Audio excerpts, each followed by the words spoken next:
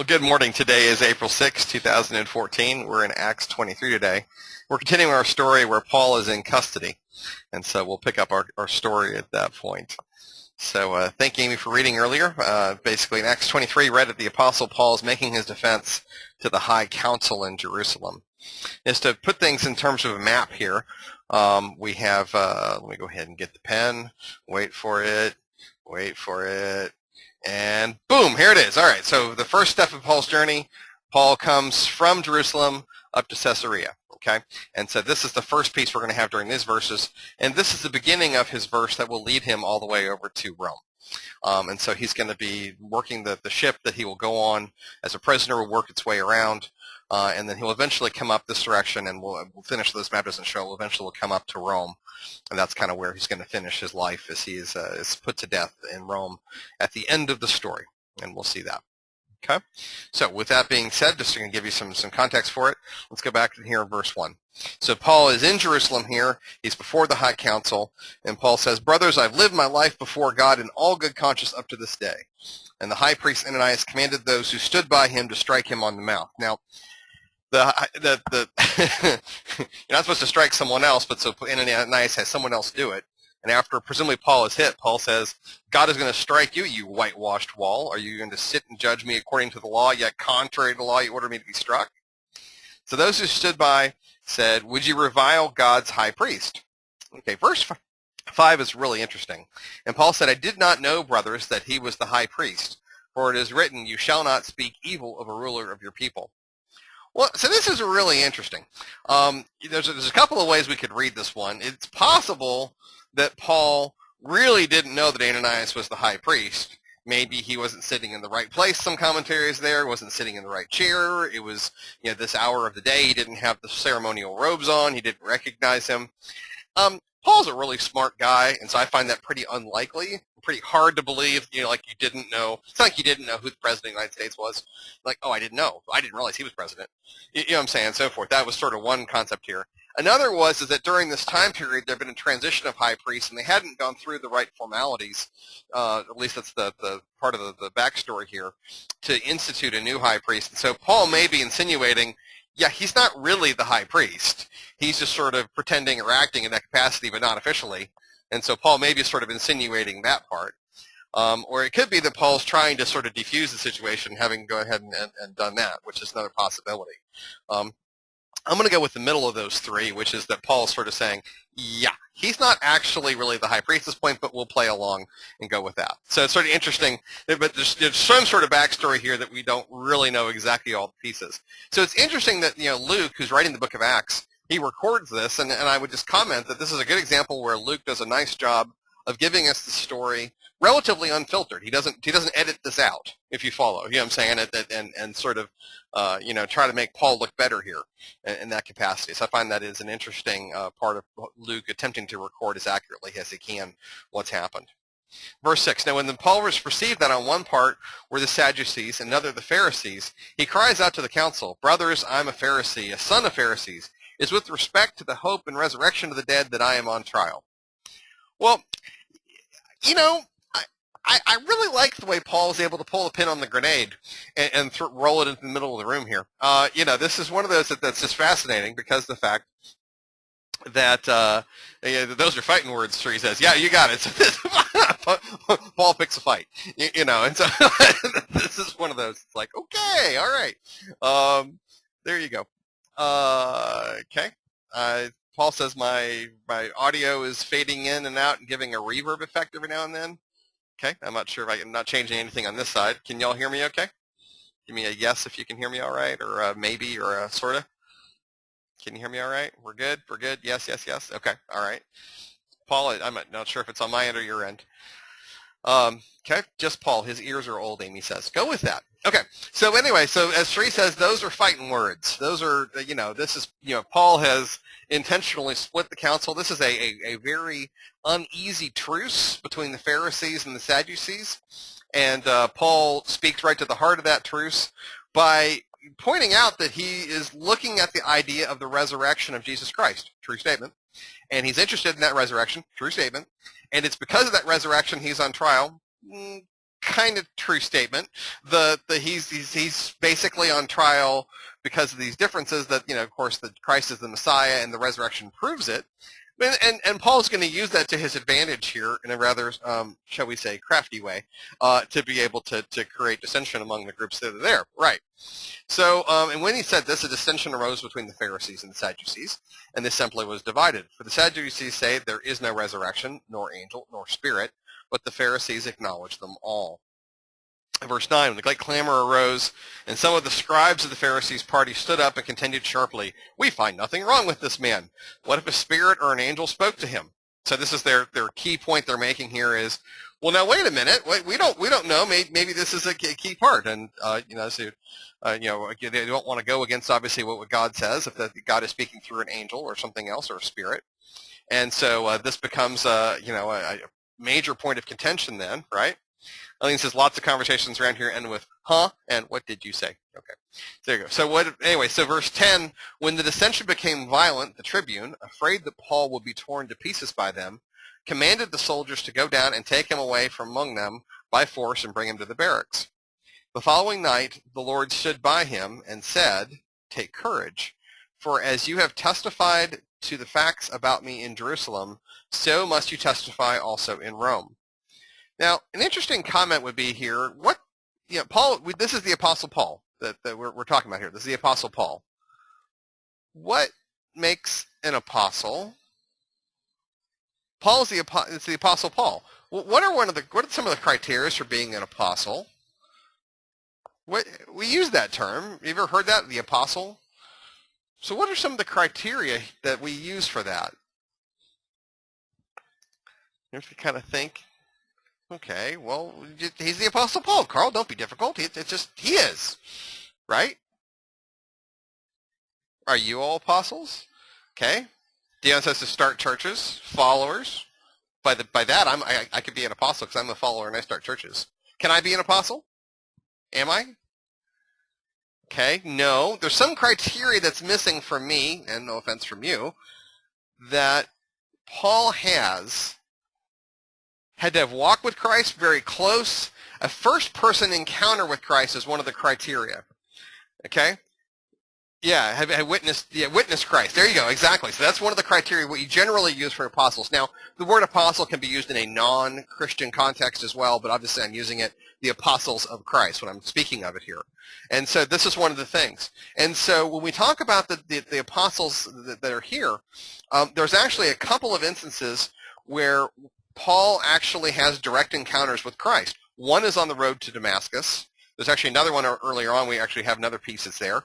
But this is another one right here where the Lord stood by him. So this is the resurrected Jesus Christ, presumably appeared in a form that he could see. He stood by him and said, "Take courage, for as you have testified to the facts about me in Jerusalem, so must you testify also in Rome."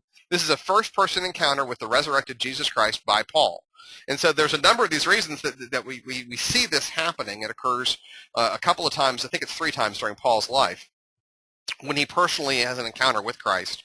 And I don't mean a personal encounter like you and I have had in the sense that we feel him in our hearts, but I mean physically stood next to him, if you follow the distinction I'm trying to make here. And so this is considered by church history to be an important occurrence. This is one of the reasons why he carries that title, the Apostle Paul. Okay, but I digress. All right, so moving on. So when it was day, the Jews made a plot and bound themselves by an oath neither to eat nor drink till they had killed Paul. Now, I'm thinking if they're not going to drink anything, including water, all Paul's got to do is hide out for about 4 or 5 days, and they're all going to die of thirst, right? It's a good deal. It could be neither eat nor drink wine is one interpretation here, or it could be a more general type thing. And, if they get really thirsty after a couple of days, presumably they're going to go ahead and drink. But they're serious about this. They're going to take this oath, and it's probably, upon death, and they're going to kill Paul, and they've got to make sure they kill him. There were more than 40 who made this conspiracy. And they went to the chief priests and elders and said, "We've strictly bound ourselves by oath to taste no food till we have killed Paul. Now, therefore, you, along with the council, give notice to the tribune to bring him down to you, as though you were going to determine his case more exactly. And we are ready to kill him before he comes near." Now, so this is interesting. Not often, but sometimes in the Bible, we get little tiny snippets of pieces of family history. And so I think this is the first instance where we find out that Paul apparently has a sister. Okay, because the son of Paul's sister, you're like, well, apparently he's got a sister. The son of Paul's sister heard of their ambush, so he went and entered the barracks and told Paul. Paul called one of the centurions and said, take this young man to the tribune, for he has something to tell him. So this is interesting that, Paul, I picture, I don't know if this is completely accurate, but I picture that, Paul is probably treated with some degree of respect and maybe even honor by the Roman guards that are there. They know he's a Roman citizen. That gives him some slight degree. But I think even the way Paul commands himself, the way he speaks, the way he's addressing, even with the crowd, I'm saying, the various things here, this is no commoner in the sense that they have captured. This is no person here who, just works in the marketplace. This is no common person there. And so I think that they have a sense of, I would even go so far as to say there may have been a sense of awe of who is this person. He's just acting very different than the usual prisoner, I think is a common good thing here. And so here, all of a sudden, you have the soldiers, and then, of course, you have people over top of the soldiers. Then you have the centurions. So you have to get kind of like, if you will, privates. Then obviously, we call sergeants today. And then a centurion is going to be like a low-level officer. And then, of course, the top of them is going to be like a captain. And then the tribune is maybe, it's pretty far up there. And so he's saying, hey, take this person to the captain. Take him to the tribune. Okay, who's over top of a centurion being over approximately 100 Roman soldiers. So, need to take him there. And they follow Paul's instructions is the point I'm trying to make. You need to take this to your boss's boss. Go right along and do this for me. And they're like, oh, okay. And they, they in fact follow Paul's direction. Oh, okay. And so, the tribune, and so they took him, verse 18. So they took him and brought him to the tribune and said, Paul the prisoner called me and asked me to bring this young man to you. Okay. As he has something to say to you. And the tribune in turn also responds. And he doesn't like, well, who the heck is Paul? He's a prisoner. Well, who the heck is this? But instead he listens. And partly it's probably the Roman culture of trying to have a strong legal system, that the tribune, there's maybe even a sense here that something's not right with this whole story. It just feels sort of wrong. Maybe it's that. So, the tribune took him, that's, of course, Paul's nephew, by the hand, and going aside asked him privately, what is it you had to tell me? And he said, the Jews have agreed to ask you to bring Paul down to the council tomorrow, as though they were going to inquire somewhat more closely about him. But do not be persuaded by them, for more than 40 of their men are lying in ambush for him, who have bound themselves by an oath neither to eat nor drink till they have killed him. And now they are ready, waiting for your consent. So the tribune dismissed the young man, charging him, tell no one you've informed me of these things. Then he called 2 of the centurions together. Get ready, 200 soldiers with 70 horsemen and 200 spearmen. Yeah, that should take care of it. If you follow the point I'm trying to make, that pretty much, if one Roman soldier is good for about, 10 people in a riot, is a good rule of thumb, something like that with the shield and sword. Yep, that should take care of it, pretty much. That's enough to invade a small city. All right, so get 200 soldiers, 70 horsemen, 200 spearmen, and go as far as Caesarea at the 3rd hour of the night, Caesarea being the local provincial capital, if you will. So they're going to go at the 3rd hour of the night. So they're going to ride with torches, presumably. They're going to ride through the night. So he's taken some pretty strong efforts here to mobilize substantial forces and not just to take this lightly, but he takes a lot of effort to protect Paul. Also provide mounts for Paul to ride and bring him safely to Felix the governor. So upon that order, these Roman soldiers are ready to lay down their lives. They're going to fight then that this is their orders to bring him safely then to the governor. Well, verse 25, and he wrote a letter to this effect, Claudius Lysias, to his excellency, and the governor Felix, greetings. This man was seized by the Jews and was about to be killed by them when I came upon him with the soldiers and rescued him, having learned that he was a Roman citizen. Wait, was that the way it happened? Oh, wait, that guy's a Roman citizen. We should save him. Was that the way it happened? Y'all remember 2 chapters back? Was that the way that this story happened? No. Remember, they were about to flog him to get the answer out of him of why it was the crowd was there, and then he just happens to mention, oh, by the way, is it lawful to flog a Roman citizen without having been accused? Do you remember this story, right? And so I like how the tribune very carefully twists the story just a little bit here. Right. I came upon them with soldiers and rescued him, having learned that he was a Roman citizen. Like, oh, okay. And desiring to know the charge for which they were accusing him, I brought him down to their council. I found that he was being accused about questions of their law, but charged with nothing deserving death or imprisonment. And when it was disclosed to me that there would be a plot against him, I sent him at once, ordering his accusers also to state before you what they have against him. So he's moved it away, which is sort of interesting. So there's a term, some of you all might know from a legal perspective, what happens when you're going to move the court? If you think somebody can't get a fair trial in one court and you're going to move to a different court, it's called a change of something. What are you doing there? What's that thing called? When you move the court for somebody's legal trial from one location to another, yep, Eileen knows, a venue, change of venue.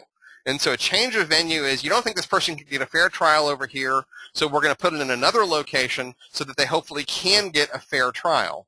And then the people who are going to make the accusation then have to travel to then and actually go make their accusations over there. Well, that's actually what he's done here. And it's actually, believe it or not, in the Roman court system, this is a similar concept. It's interesting how much of our American law comes down to us from there. He's performed a change of venue.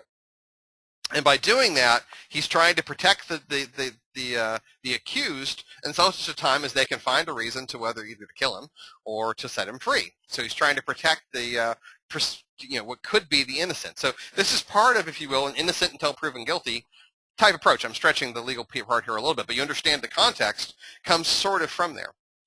Okay? So the soldiers, according to their instructions, took Paul and brought him to Antipatris. And the next day they returned to the barracks, letting the horsemen go on with him. When they had come to Caesarea, delivered the letter to the governor, they presented Paul also to him. Reading the letter, he asked what province he was from. When he learned that he was from Cilicia, he said, I will give you a hearing when your accusers arrive, and commanded him to be guarded in Herod's praetorium. That's, of course, there. Okay? Paul says politics have not evolved much over time. No, actually, they haven't. It's still pretty similar in a lot of ways. Well, all right, so this is an interesting piece here.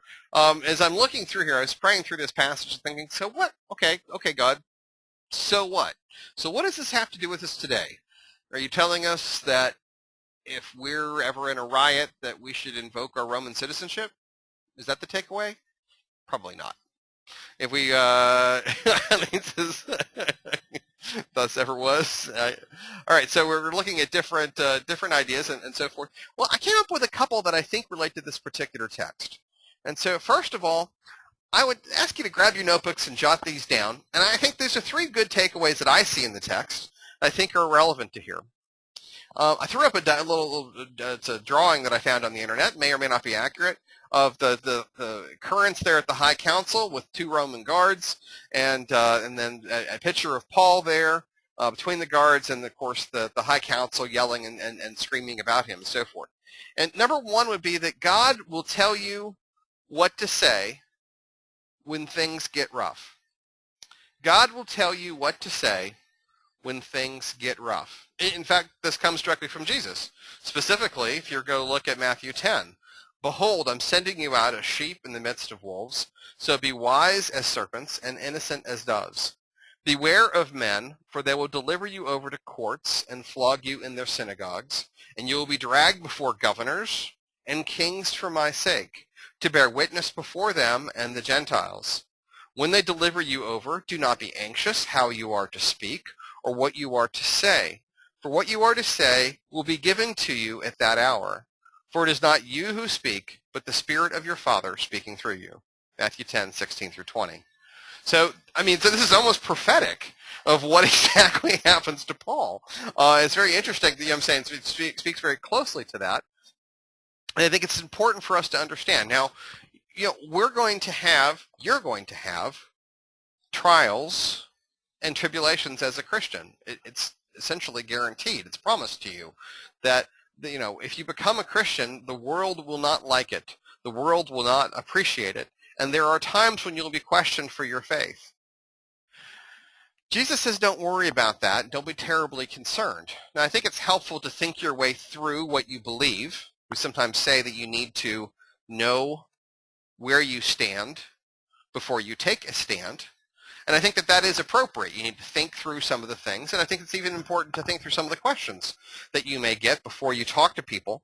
But you can't anticipate every question. And it's okay to say, I don't know, or I don't have the answer right now, or I'll get back to you on that. That's fair. And with that, I think it's important to understand that God will in fact speak to you about what it is he wants you to say at this particular place in this particular time. So, number one, God will tell you what to say when things get rough. Number two, sometimes he calms the storm. Sometimes he calms you. Sometimes he calms the storm. Sometimes he calms you. So the left-hand picture, I've grabbed one that happens to have Jesus in the boat calming the storm out in the Sea of Galilee. And that is something that happens. There are times when we have a health crisis, a legal crisis, a financial crisis, a spiritual crisis. There are times when we pray, oh God, make this all go away, and he does. That happens. But there are also times when God doesn't make it all go away, and instead he calms you and he calms me. And by that I mean that he reaffirms that he will be with you, that he will not leave your side, but we're going to go through the storm, folks. The storm is going to happen, and it's going to be okay. Now, okay is a long-term philosophical and spiritual viewpoint. If you follow what I'm trying to say here, it's okay from God's perspective. That doesn't mean that things won't tragically happen.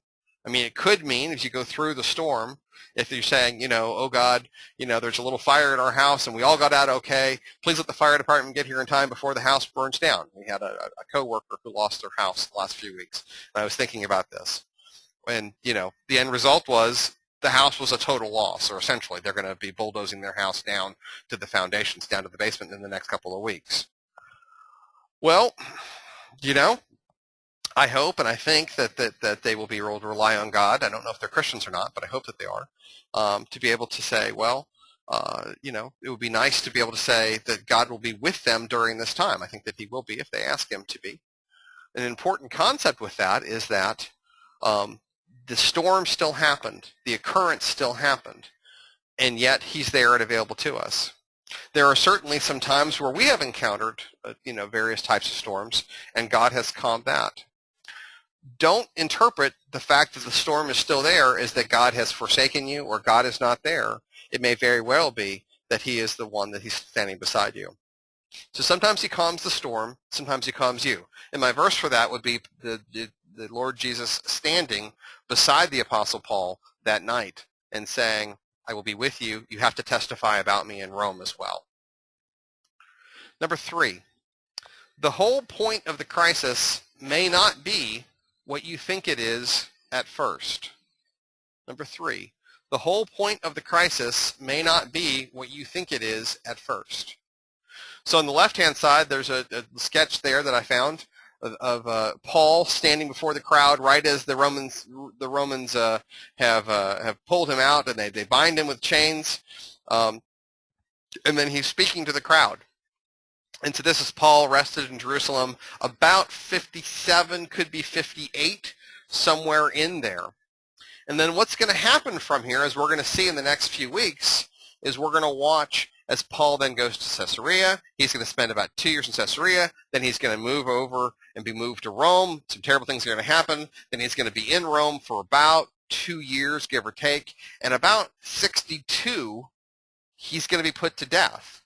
But he's had a couple of years in Rome to witness to some very important people that are there, and through his being there, he's has a tremendous effect upon the church.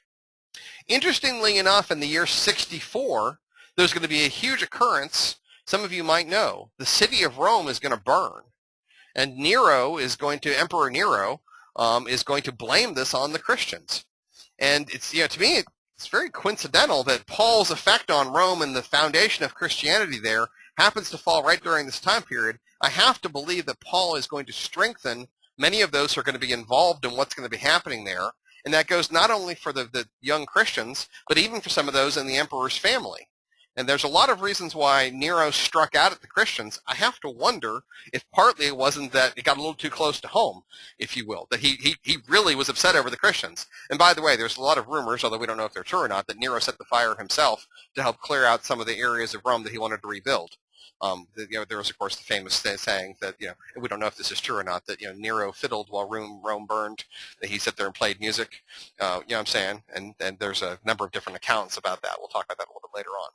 But anyway, so the point is that this crisis starts in Jerusalem, but it may very well end up with its focal point being a couple of things that happened.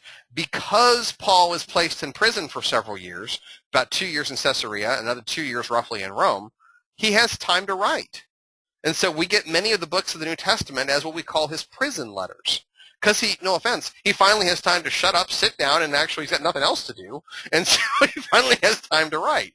Next, because of his imprisonment, he's going to have access to people, particularly in Rome, he would have never had access to.